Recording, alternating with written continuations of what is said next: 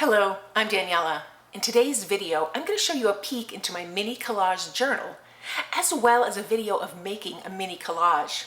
It's brief. Now, the point of this journal is for me to practice collages. Best case, I get a collage that I want to create in a larger scale, or certain techniques or images from this collage. Maybe the way the papers overlap, or the way they contrast. These are some little bonuses that I take from the collages and will extrapolate into something else. Now, aside from being able to learn things, which I call my bonuses from these journals, it gives me a chance to play. It's like an adult coloring book, just to create these miniature collages. I use paint and rubber stamps, paper scraps, and stickers. In particular, I use washi tape as my sticker, but you don't have to. You can use stickers, you can use pattern paper, or you can skip any or all of these steps altogether and just pick and choose the ones that work for you. So let's get started. So to start with, I like to have things contained. Sometimes I like to work on a large scale canvas or paper, but for practice and for learning, I really appreciate having everything contained in a little book. This book, I don't even know where I got it. It's very old, but it's easy to work with. It doesn't have that many pages, maybe 20 pages or so. And so it's not intimidating. It's not like having a large book. I tried to find similar books online. You can find some, but nothing exact. This one is about 9 centimeters by 9 centimeters. And as you can see, it's opening up because I have collage in here, which is one of the reasons I really like having this spiral binding in this situation. Normally, I'm not really a fan of spiral binding because I tend, the way I use them and store them, they get a lot of abuse and the spine tends to crush and then the pages don't open. But for this little one, I don't know whether I take care of it differently or I store it differently. The coil hasn't crushed, so I like it.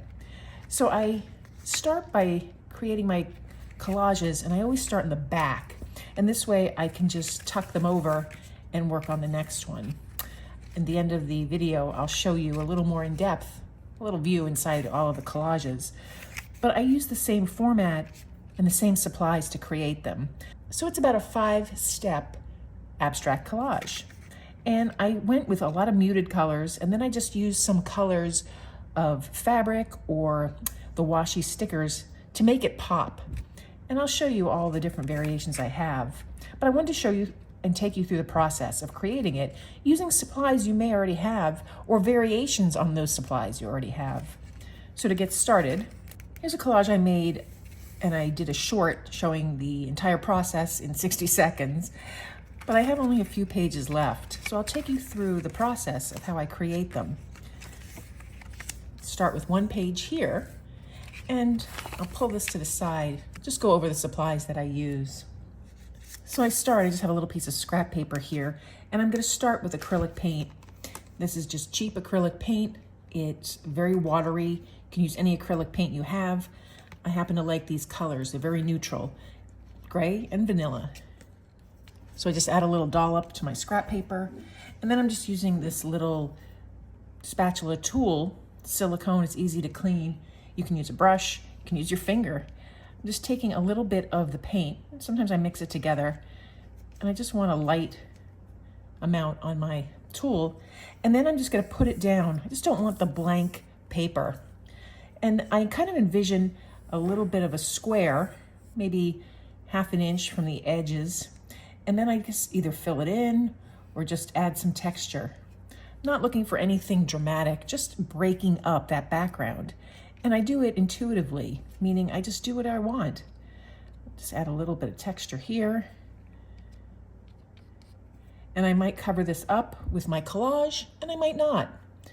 One thing I like to do is I'll let this dry, and I'll do a few pages at a time while I have my paint out. So I'm going to use these paints again. If they dry in the meantime, it's not a problem. I'll just add another dollop because the final layer is a little bit of this paint. So I'll let this layer dry, and then we'll come back and start our paper collage.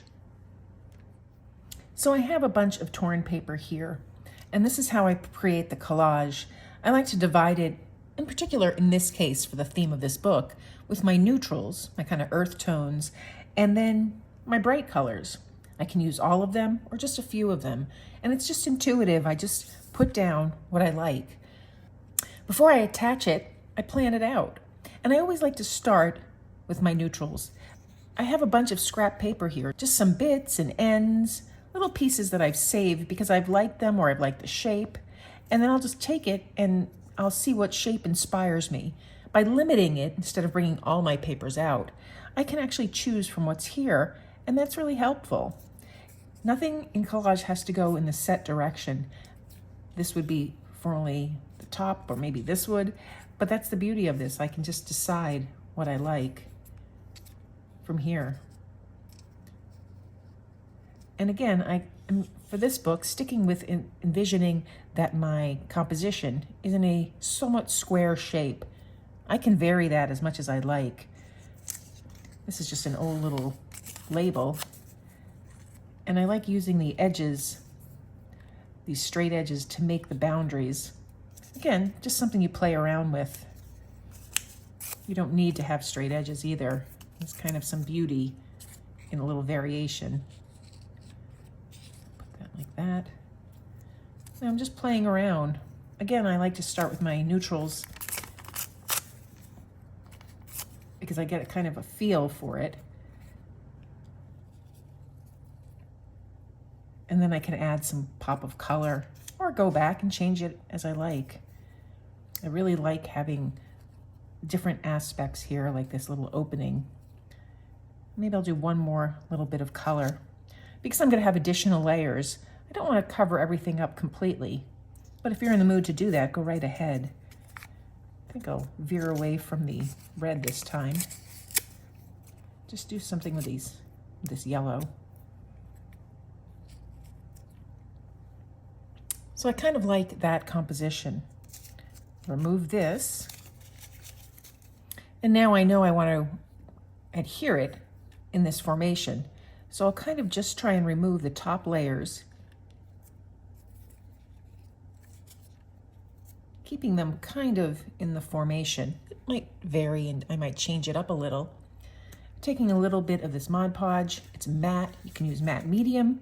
You can use glue. And I'm only putting it on one side of the paper. So I'm just taking my spatula again. You can use a brush, credit card, anything like that.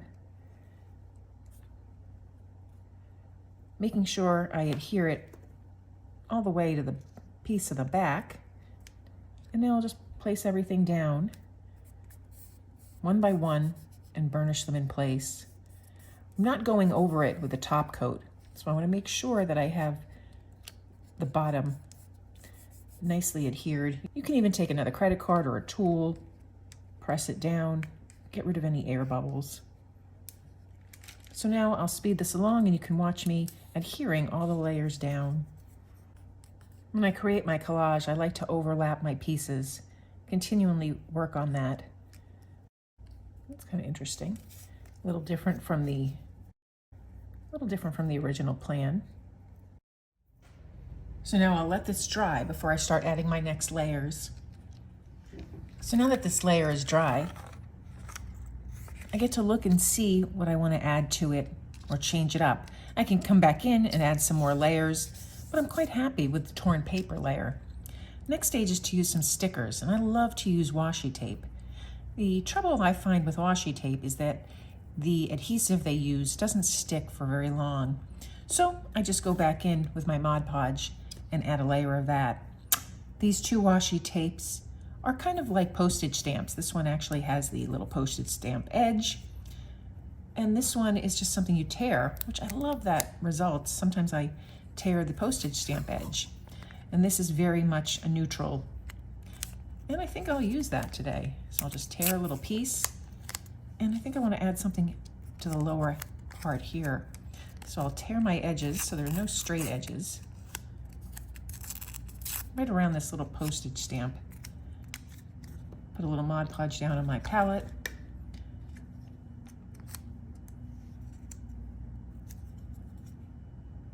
And I just put it on the back of that washi tape, right over the adhesive that exists. And then I'll just press it down into place. Now, I'm liking that, but I do feel like it needs a little pop of color here.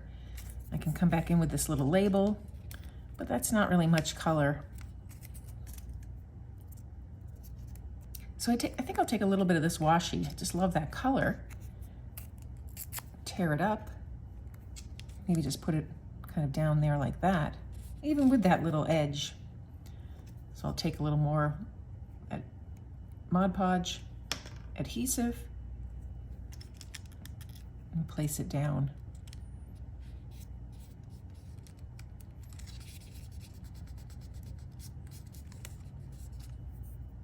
So I'm really happy with that, the little cohesive unit. So I'll let this layer dry, clean up my background, and work on the final 2 layers. So now that this is dry, I want to go in there and add just a little bit of a stamped image. I have some archival ink here. This is in a hickory smoke. It's just a very light gray, so it won't compete with everything here. It'll just add to it, kind of extend the collage. And then I like to use just interesting collage stamps. This is supposed to look like handwriting. These are stamps that, pardon the light, the overhead light, that look like sewing. And so it gives me a nice linear border. And I just use them by taking them off here. I can either put them on a block background and stamp them, or I'll just stamp a little bit here and there. The last one that I like to use is just this round circle. And so I'll just take my ink, gently ink up the stamp. It won't be a dramatic effect. It'll just kind of extend the collage. You can see I've got that little round piece here. Take a little bit of this. Just stamp off a little bit. Gives a little more interest. Kind of extends the collage. So it's not perfectly square. Now the borders are very interesting. I'll wait for this to dry, maybe heat set it, and then I'll add my final layer. So this is dry. I came back to my original palette, again with the vanilla and the gray. And if you look closely at the collage, knowing how I created it, you see a little bit on the edges peeking through of the background that I created. And so now I want to make this kind of blend and work together. So I'll take a little bit of that vanilla, not very much, just on the end of my brush, and kind of extend out. I'll go into some of the areas that are very dark, and lighten them up, just blending that out, that color. Can come in, make shapes if I want. That's the beauty of this technique. You just kind of play around with it. If I don't like something, if I feel like I've messed it up, I can go back in and add layers of torn paper over it. But I like that effect. It lightened up this dark area. I think I'll come in with a little bit of this gray. Just kind of extend that out a little. Maybe blend that out a little as well. And so then I have another abstract collage. I can continue here. This is where I'm going to stop for today, but I can continue here, adding a little bit of spatter, or maybe I want some really dark contrast. So I'll add some dark Payne's gray or black, or I can even take that color that I used, that turquoise or that peach, and add a few drops of that. It's really intuitive. This is a chance for me to play and to learn and just go on and see. And worst case, if I create something that is a mess, because it's coil bound, I can tear that paper right off and it was as if it never existed. Now let me show you a little peek through my journal. So I just took one of those stamps, used the Mod Podge to adhere it to the cover, just to make the book stand out. And this way, if I'm looking through books and there are some similar, this gives me a little hint as to what's inside. I could also label it, but what's the fun in that? It's always like a little treasure hunt to see what's inside your journals. So here's the first page. I have yet to finish a collage on it, but I did start that background. So I added just some of that gray paint mixed with the vanilla. So I have the first layer done. Again, I can go back in and change it up or continue as it is. I have the collage, the from the video today with the elements. I have another collage, and if you look closely, you can see that round stamp and some of these washi tapes and some of the papers you might recognize, as well as the paint. Here's another one. It's kind of fun when you know the materials that were used, the supplies and the tools, to look through the collages and see if you can find them. Here's one where I didn't add paint on top. I just stopped at the stamping. Something to learn, and I like that effect as well. And that's the beauty of it. I really like these papers, particularly the ones with this torn edge and the fibers sticking through, and the way they carry on. The different lines lead the eye. This rounded line leads the eye around this focal point, and this yellow leads the eye off the page. I love that. It's little things to discover along the journey of creating. And this one I like because it's so airy. There's so much background and lightness showing through. This one I got a little carried away. Kept stamping the circles, playing around. It's a little different than the others. I wish I left a little opening here, but that's the whole point of keeping this little sketchbook, is I can learn from my mistakes or just my creations. Here's something I tried to do all vertical, and I threw in that circle at the end. Pretty pleased with that one.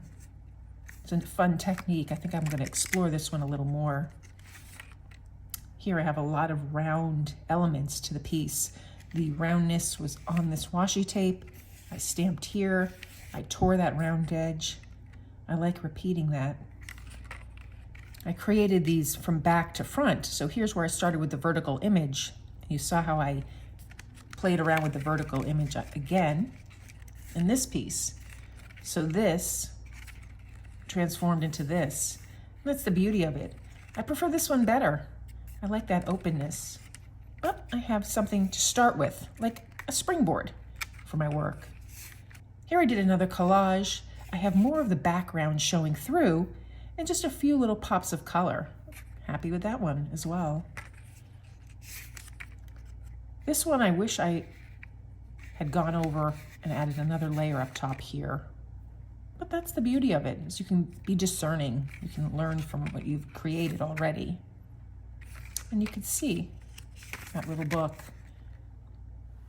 So that's how I make my collage journal, and that's why it's so valuable to me. It is really enjoyable. If you found this video helpful, please give it a thumbs up and be sure to subscribe. And thank you for joining me today.